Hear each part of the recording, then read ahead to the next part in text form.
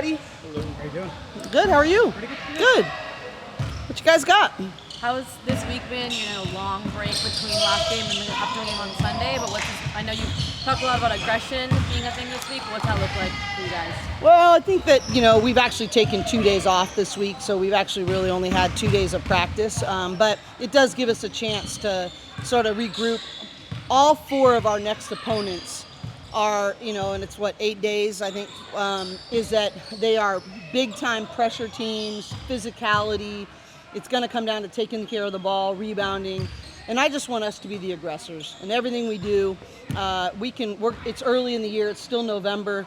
But I want us to grow through aggressive mistakes. I want us to grow through setting really hard screens. I want us to grow through, flying around on rebounds. But I don't want us to watch plays. And I don't want us to give away plays. So that's really been our emphasis. For you as a coach, you beat a handful of really talented teams early season. What's your message to your team to not get complacent, not get comfortable when you have very competitive games coming up as well? Well, I don't think it's very hard right now. If you're not growing and the tougher team, the more together team, you're going to lose, period. So it's about, I think everybody looked at this week when it came out and go, whoa, what an opportunity. And so I don't have to work very hard to motivate them. If I do, we got bigger problems. But, I think that's going to be our challenge all year long.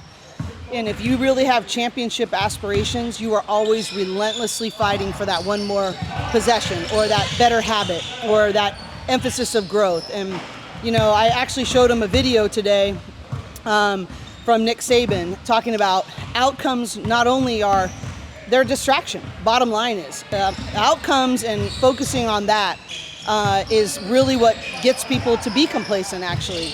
And so our opponents, other people are focusing to beat us. We are focusing to be us. And that's a very different commitment, and it's a commitment to the process.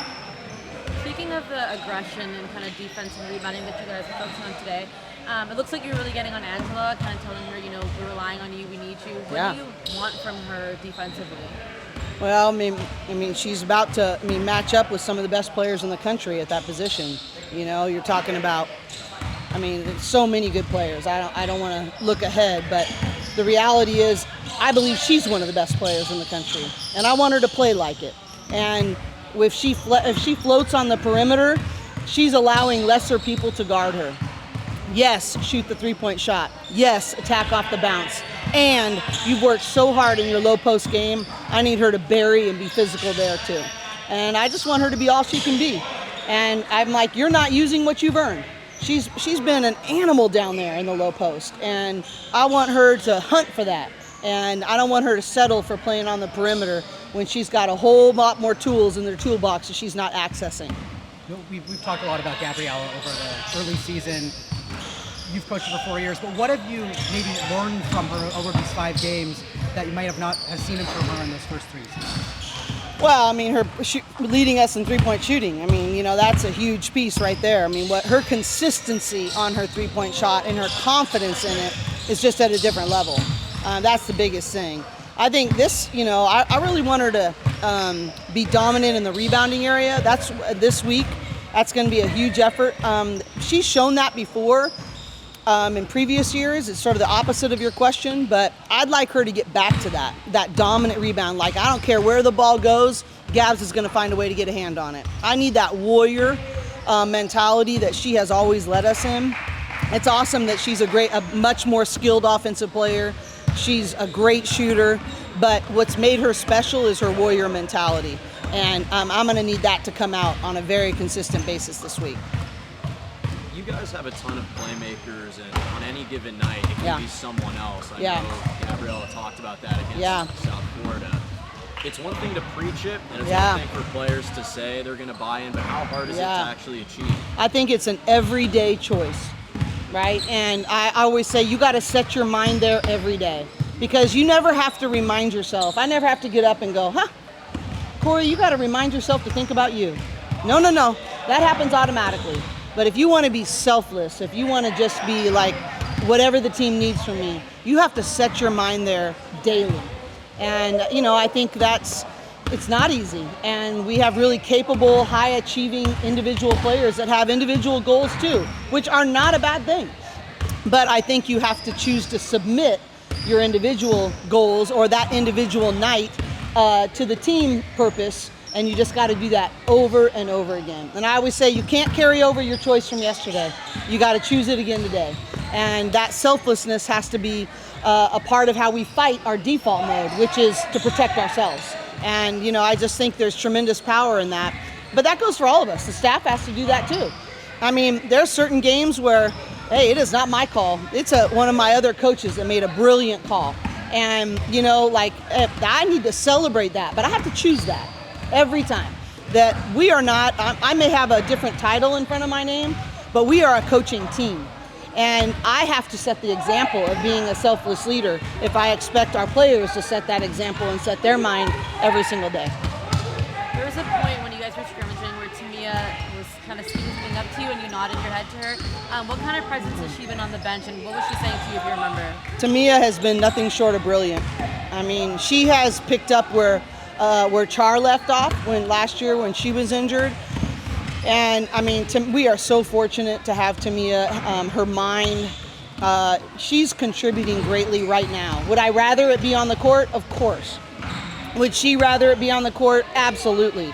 But in the meantime, she is finding other ways to impact our team. And we are winning more possessions because of the way Tamia has chosen to be so selflessly engaged and use her superpower, which one of her superpowers is her basketball IQ. And she was actually giving me a suggestion on how we could do a little wrinkle. And I love that. That means your players are, you know, they trust you, but they also trust themselves and are confident enough of themselves that they might have something really significant to offer. And she was right. And I love it. And it's a wrinkle that I will administer, you know, and I'm so proud of, that's not easy, you know, and it's so easy to not only swish your feet in the pity pond, but swim laps. And, you know, she's had her moments where she swished her feet, wishing her recovery had gone faster, but she never swims laps. And she gets right back out there trying to contribute to the team. And I respect that so much, and I think it's earned her a lot of credibility with her teammates. Where are Tamia and Sienna on their roads to returning? Yeah, I think they're doing great. I think that, you know, we're waiting to hear a couple of things. Like, Tamia's had, like, you know, she's had 3 steps forward, 1 step back. You know, she's doing really well. But I hate to be boring to you guys. I'm really not trying to be evasive, but every week we're like, okay, where are we here? You know, I think that, you know, this week they're not going to be available, and so, you know, we'll see where we are after that. But I think Sienna's getting closer, and, you know, Tamia's experienced a few more ups and downs, but we still hope to get her back. She's definitely not a season-ending kind of thing, but we were hoping maybe in the next week, but it looks like we're probably a couple weeks away. How has Sienna approached that? Because obviously it's tough to miss the start of your freshman year. I mean, what has her attitude been like? I texted her yesterday, and I just said, I know this isn't your choice, and I know it's been really, really hard, but I need you to hear me on 2 things. 1, I've seen you grow in areas that I'm not sure you would have grown otherwise. And 2, we really need you. So I'd rather have you in March and February, March, April than I would in November. So just be patient. But I'm really proud of her. I actually pulled her aside today and go, no, not like give me a coach answer. How are you really doing? And she goes, it's really, really hard. And I know, especially this week, I know she's so excited to play these games, and it's hard. And bottom line is it hurts and it's hard. And it's just a matter of how is she going to choose to respond. And so far, she's chosen to respond really, really well, and I appreciate that difficult choice, especially at her age. How has it been having Michaela on the bench? Gab's been talking about how it's nice because she's the experience of playing the WNBA to tell the girls that they want to play. Yeah. How's that been? Michaela, you know, sometimes I just sit back and smile. I'm like a proud parent. I didn't even realize how impactful she would be so soon. Impactful in her scouting, impactful in her connection with our players, impactful in player development, impactful in recruiting. I knew she would be eventually. I was pretty confident in the hire, but it's been better than I thought and sooner than I thought. And she's really good at this. And I'm like, well, when your career's done, you might think about this, but she's really, really good. So. Is that something that she wants for herself? I don't think she knows, but she didn't want to become a pro when she came here either. So I said, hey, you keep all your options open. I think more than what I love about Michaela is that her greatest purpose is to impact people. And, whether that be the example she sets and the kind of teammate she is as a WNBA player and her work ethic, or it's the kind of impact she can have now giving back and paying it forward here with these young women. She's a woman of purpose, and she's a woman that wants to have her legacy be more than points and rebounds, and she really wants to impact people's lives and hearts, and she's living that out really, really well.